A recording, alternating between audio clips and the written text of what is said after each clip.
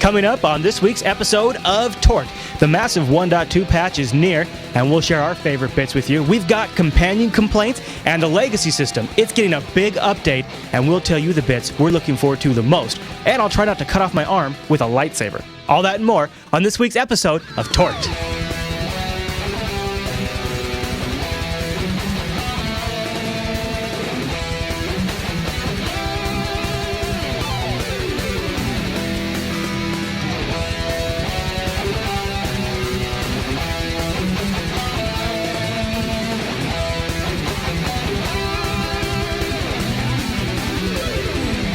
It's time for TORked, the Star Wars The Old Republic podcast with unlimited power.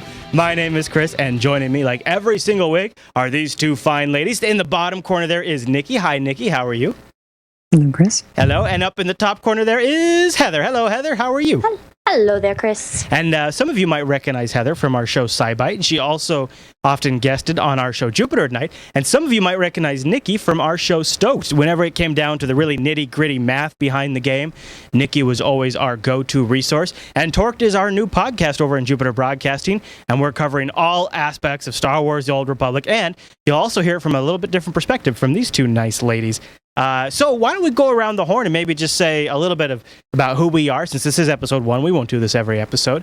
And then we'll jump into the news. And I'll start since I'm in the big box. My name is Chris. I play a lot of different games, but I'm not a big MMO person. Until kind of in the last couple of years, I got into MMOs. But I really am a high-quality game person. And so I'll sort of be bringing the Padawan, the noob experience to the show. I'll ask some questions, try to represent and come from the viewpoint of those in the audience who might be sort of a little lost in the game. But don't worry, because we've also got plenty of technical things, and that's probably where Nikki will step in. Nikki, do you want to give people a little bit about yourself and kind of, anything like that? Mm-hmm. Well, I go by Nikki, which is shorthand for Nikora_F64, which is my primary online name. My MMO experience basically begins with vanilla World of Warcraft, so the original release, then moving into Star Trek Online, which is, of course, where I did a lot of my contributions to Stoked for the live SDF playthroughs, the first edition of those. And, of course, a number of math segments, which was a lot of fun. And now moving on to TORked. And I'm also a member of the Lost Management Guild. It's on the Ebonhawk server, if anyone's at all curious. And basically working to be a math expert there as well. Very cool. And Heather, I think we all know you from SciBite, but give us a little background about what you're up to and kind of what you're going to be doing on the show. I go by, in the RRC, most of the time by Mars Base. I've played a lot of different MMOs. I've tried a lot of them. I've spent time with them, anything from a day or two up to 8 years. I love the Star Wars IP. I am not the ultimate expert, I will definitely admit. But I love the IP. I love MMOs. Yeah. And so. Yeah. Well, I think it'll be a fun show, and we'll also be introducing like a community feedback segment. We'll be bringing other resources on. One of the great things we're doing with the show is because this game is so large, and there's such a big community to follow and all of that, we've actually assembled a little bit of a production team behind us. So we have people combing through all the different aspects of the game, and we meet as a group throughout the week and discuss stuff, and then we just bring it all right here into the show for you. And on top of following the news and things like that, you'll also find how-to guides, tips, tricks, and discussions and debates about things that are being introduced to the game. Should we cover our first story this week? Mm-hmm. All right. Let's go for it. Okay, let's do it. I think the big story, the one that everybody's going to be talking about for a little while, is the big 1.2 patch, a.k.a. the Jesus patch, the patch that solves everyone's problems, or maybe not, as the chat room has said. The chat room thinks it's actually not a great thing, but let's go around the horn and see what each of you think. Nikki, is there anything in patch 1.2 that you're specifically excited about or you want to mention on the show? The one thing that I'll definitely mention on the show that I'm excited about and a little bit nervous about is that pretty much every class is going to have their skill points refunded because they're making some changes to the skill trees. So the big thing with that is some classes are maybe not doing enough damage, or maybe they're just not strong enough in some particular area. The one thing that I'm noticing the most, which is a change to the Sith Sorcerer and Jedi Sage skill trees. They're changing one skill that actually allows sages or sorcerers, if they're spec healing, to replenish some of their force. And the idea was behind it was simply that if you had a critical heal with your channeled heal, you could then replenish your force without a cost to your health. So they're getting rid of that, and that's something that I've kind of been keeping a close eye on. I have a sorcerer, it's a healer. Right. I want to know how that's going to affect things, and also, I'm kind of keeping really close eye on it. It's like, why are they changing this? Because my big concern is always, it's like, are those narcissistic PvPers up to no good again, changing things for us? Blame it on the PvPers. Mm-hmm. Okay, all right. Well, that's a pretty good list, and I know that there's going to be a lot of details in the patch as they come out that you're probably going to want to chew through on the show, so people can sort of stay tuned and look forward to that. Now, Heather, what about you? Is there any major things in the patch that you're looking forward to the most? I'm looking forward to the hue to chest a lot, so it'll look a little less clown-like. I love doing that on my main character. I have noticed that the companions don't have that available yet. I would love to see that happen. Huh. Another thing that I saw is that on the quest list, there's a little icon for your items, so you don't have to go digging in your mission bags to find whatever it is you need to activate. It's up there by the... Oh, that's nice. That's a nice touch. Yeah. So I liked that. Otherwise, the Legacy system is going to be an interesting addition. Yeah, absolutely. The Legacy system is, I think, the number one thing that the players are looking forward to. A lot of changes there. Anything particular jump out at you? In the Legacy system? Yeah, that they're bringing in, that they're sort of activating, I guess you might call it. Oh, there's so many things. You can purchase, you open it up, and then you can purchase items on it. You can purchase skills. If you level up to a 50 with any specific race, then you have the ability to purchase that to make a class on any side. If you level up a certain class up to the top level, then you can open up a certain skill to the other race, to the other classes or alts. It won't be as strong, but you'll have that ability there. Right. You have a family tree, so you can do spouse, sibling, child, adopted child, ally. So you can kind of map out who's related to who, and it kind of crosses alliance to empire, so you can kind of map all your characters out. That's a good one.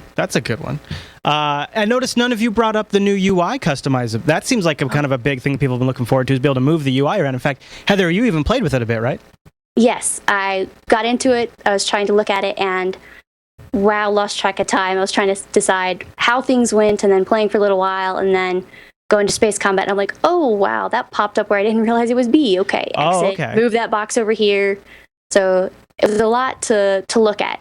So I kind of took my time and was starting to move things very slowly and kind of figure out what's going to work out best for me and how will I most prefer things, and how can I quickly get to everything. I think also one of the things that I'm looking forward to the most in the new patch is the flashpoints, because I think the flashpoints are one of the game's strongest points. Even though I haven't gotten to fully experience them to the level that I would like, adding 2 new flashpoints to me is, I just love the idea of a little new content with all of the big other changes too. So it's not just about system fixes or things that maybe should have been there at launch, which I think you could argue some of this stuff should have been with the game when it launched.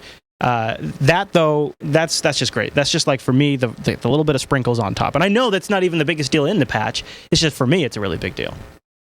So, any other thoughts on the 1.2 patch, you guys? The one thing that I should mention that's pretty exciting is the racial unlock specifically. If you are a particularly big fan of, say, the Admiral Thrawn series with the Chiss or Sith purebloods, you can now actually have them as a bigger option. You're not just restricted to Sith or Sith purebloods.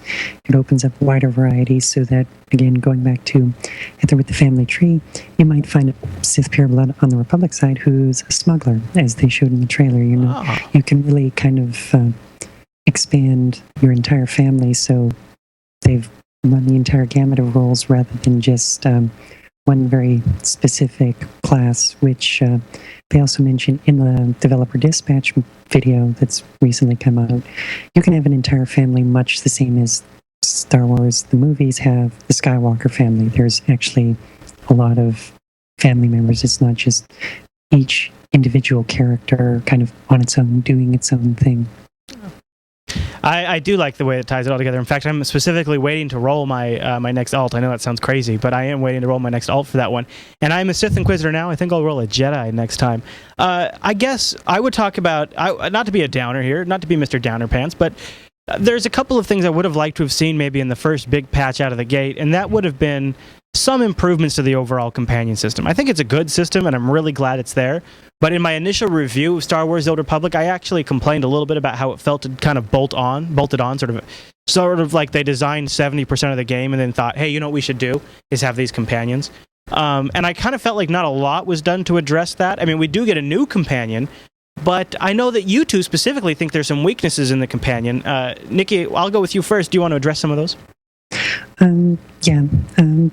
Just a matter of perspective for me is that with the companions, there seems to be a few classes, not all of them, where it seems as though the female version of those classes kind of gets the short end of the stick for their companions.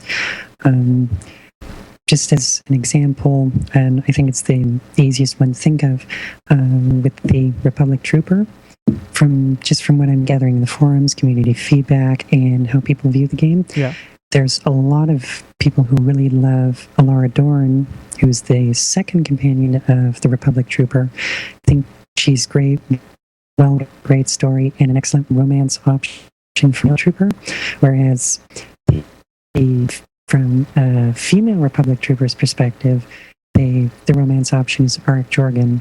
He's a Cathar, which is very much similar to Occasion from Star Trek, if for some of the Stoked viewers out there.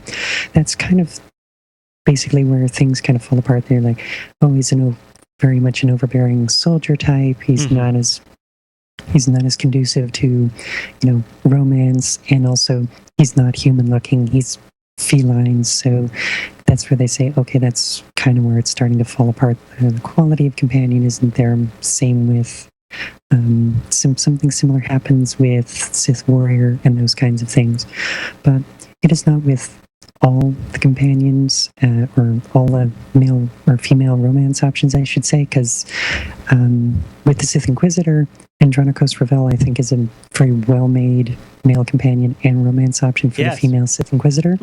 So it's not with all of them, it's just with some, and I think it's just kind of one of those things where, they'll give male characters a whole bunch of flirt options, some great romances, and it's kind of like, okay, the girls have to take just a little bit of a backseat. Yeah, okay. That's a fair point, Nikki. Heather, do you have any thoughts on that? Yeah, on the Republic side, which I've played mostly, I do love the first companion you get for the smuggler, Corso Riggs. I love that as a romance option. Yeah. But a lot of the others, I'm kind of like, fluffhead, really mean guy. It kind of really narrows down all of your options about who you want to romance, who you're willing to romance. Right. So it's not as fully up to snuff on that side. And I guess we could probably take that and make in fact, that might even be a good topic for a future episode, because they're also talking about adding same-sex relationships with companions and all those kinds of things. So we could always break that out and sort of go into a little more detail. Is there any other kind of closing thoughts you guys want to have on that one?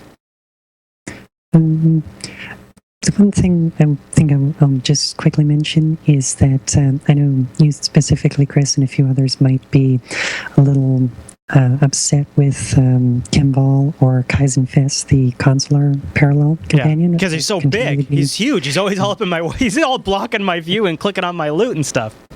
Yep, it's that one thing I'll say. I can see how it's Kemval can be annoying because he's continually up in your business. Exactly. Trying, but by the same token, that kind of person would be continually doing that. So in some ways, it's kind of, I have to give them credit in that the companions are great in their mannerisms, but also because they're that type of person to actually, continually be in your face. It's annoying, but I would give BioWare credit for that as well, because the companion that's the type to continually get in your face is actually doing it. Yeah, I suppose it's very fitting when you mention it that way. That's a great point. It does sort of fit the character. He's all up there. And I would say that as much as I do bash the companion system, they really do feel very different from all of each other. You know, like my little medical droid that I have that is constantly talking whenever I enter my ship feels very different than, say, Kim Val does. And I'm sure the companion point system plays into that a little bit, because I'm constantly trying to think about, well, how do they interpret something? How would they respond to that kind of thing? So I like that idea, Nikki. I guess for me though, it still kind of breaks playability a little bit, because it still ends up just being a little frustrating. That's all.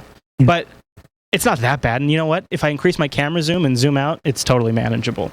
A couple of other stories that happened this week that we could touch on, although they've already wrapped up, but I still think they're kind of interesting, is number one is they held their very first Guild Summit down in Texas, where there was probably some delicious barbecue served. This is a get-together specifically for guilds. Nikki, what do you think about this? Tell me a little bit about this. Well, I watched a good portion of it live when they did their live stream. Oh, they streamed it. That's cool. And yes, they did stream it online. They even allowed online viewers to ask some questions, as well as asking the guild leaders or the guild representatives who were there live. And it was basically just a chance for not only BioWare to kind of show off what they're planning on doing with the game as it progresses through its existence and evolution. The other thing they wanted to know is just how can we make your experience better as a guild. A lot of the things that they ended up touching on were things that they already planned anyway, but also there's just a number of things to make guilds' lives better, whether it's the guild bank, putting raids together easier, facilitating some of the role players' concerns, making that stuff easier, and also the cross-server PvP rankings and matches that they're planning on bringing forward in the future, because that also allows them to tap a bigger PvP market, so they can actually have their entire ranked system, which of course leads into new gear and things like that. But they just generally wanted to show that they're listening, they care about the guilds, they care about their participation, and that they're listening.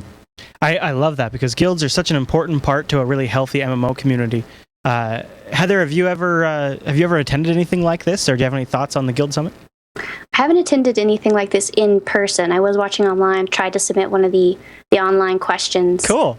So it was really interesting. You know, they were kind of teasing some stuff, seeing how the reactions would be. I saw a couple questions where they kind of look to the side and be like, what am I allowed to say?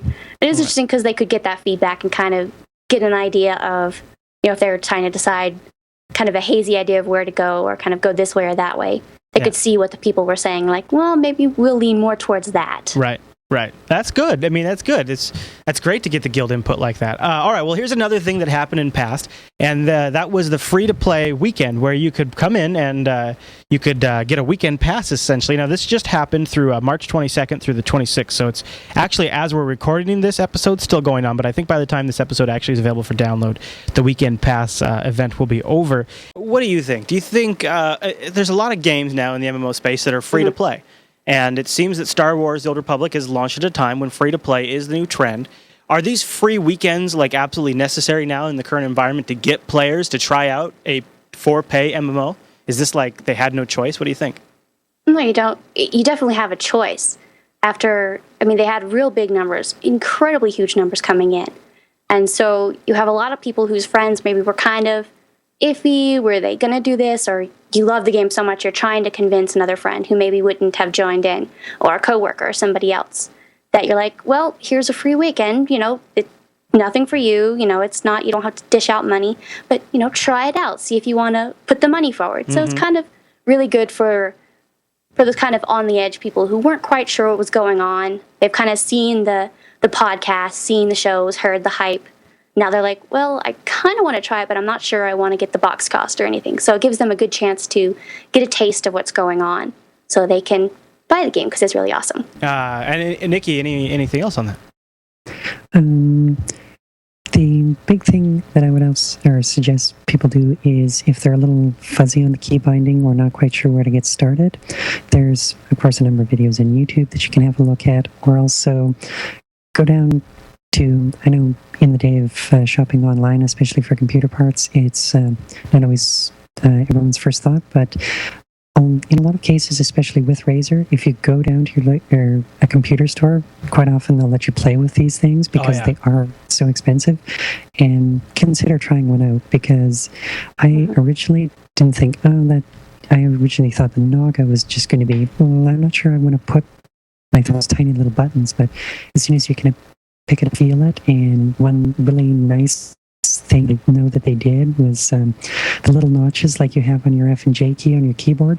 Those notches are on every other row on the Naga. So much like your fingers can feel home row on your keyboard, you can kind of feel home row and the end row on the Naga. So there's a lot of nice little things that they have with the gaming peripherals that can end up just being suited to your playstyle. Yeah, and another good thing is the size of something. You can kind of get your hands. I mean, they're kind of made for the average. So me, I can't necessarily reach all the buttons. So a third of it is completely useless to me. Or if you're a big guy and you'd have to like break your fingers in order to use some of the buttons because they're just so close. So it kind of gives you an idea of how many useful buttons are there for you? What can you move to while you're playing? Did you know that Razer has several different models that have like different button layouts for people like you? So I'm looking at the Naga Hex right now, like say versus the Naga Epic. So I think Nikki, you must have like the Epic or the original, because that one has like all of the buttons. Yeah, mine's the molten version. It's the one that's got the pulsating volcano-looking thing. Yeah, that's a cool looking one. That lights up on the back. Mm-hmm. Oh. Yep, it just got this really funky pulsing red light that it's really interesting. It's when I even put my computer to sleep, this mouse will still be going. So I know I actually walked up to my house one day in the middle of the night, and I just keep seeing this red glow coming from the window, and then I walk in and realize it's my Naga is still pulsating while my computer was asleep. The Martians are invading your house. Well, on Amazon it's $75, which is interesting because the original is $68 and the Epic is $116. So it depends on what model you get, but Amazon is $75. So that's. I will mention the caveat that the Epic is a wireless mouse, and there are still. It's not as much as it used to be, but there are still some people who debate: do you really want to go wireless, especially with gaming? Because if you do get that kind of delay when you haven't used the mouse for a little while, and then all of a sudden you start using it, it falls asleep. Might fall asleep on you. I've got. You don't want to run out of batteries in the middle of a PvP match and just stand there, and so then everybody squashes you. I have wireless mice in the studio because I want to cut down on wires, right? So but every now and then I'm out in the studio and I game with the wireless mice, and on occasion, like actually the last PvP match I did, they cut out on me, and I just didn't have mouse for about 5 seconds, and it's not ideal. So I don't know if I probably would go wired unless you're using it for a multitude of things. But if your primary focus is gaming, I think I'd go wired. All right. Any other tips or tricks for keybinds, Nikki? Nope, that's pretty much it. Okay. Next week I'll have something that's pretty good for in-game content, and also something that healers might really enjoy. Oh, very nice. Okay. Well, while we're talking about next week, I should also mention that we will have a community feedback segment in future episodes of TORked, and we want to hear your ideas on what we should incorporate into this show, because this is a great time for us to work in your feedback and formulate a new show, because it's episode 1. Things are still quite flexible, and we're still working a lot of stuff in. So email us, torked@jupiterbroadcasting.com, and that's TORked at jupiterbroadcasting.com. Now, Nikki, you teased a little bit about what you have coming up. I think also in episode 2, we're going to talk more about the 1.2 patch, because it'll be even another week will have gone by that we've been able to play that on the test server, so I think we'll have some thoughts on that. And we should also cover the Holy Trinity of MMO gaming. No, not the Holy Trinity of podcasting like we've assembled here, but the Holy Trinity of gaming, where you have the tank damage, the dealer healer, and how that really works in Star Wars: Old Republic. Because right now, I am only one part of a great team, and I know that in order to effectively stomp my way through a map, I probably should be grouping more often than I am, and how to assemble that group so that way I'm the most effective, I think, is really what we'll cover in next week's episode. Well, there we go. Is there anything else you want to cover before we go? I think we pretty much got it solved. All right. Yeah. Well, so TORked is live on Saturdays. It immediately follows our Star Trek The Online podcast, Stoked. So you can tune in live over at 11 a.m. at jblive.tv and catch that show, followed by TORked. And then we don't have the official release date yet, but it'll probably be latter half of the week over at jupiterbroadcasting.com. You'll be able to find this show and find download links for high definition, mobile versions, audio only, whatever you like, as well as the show notes that link you out to some of the things that we covered in this show. All right, ladies. Well, great first show. Thank you very much for joining me for TORked episode number 1. Thank you. No. Don't forget your closing line. Oh, no, of course not. No, thank you to, and may the force be with you.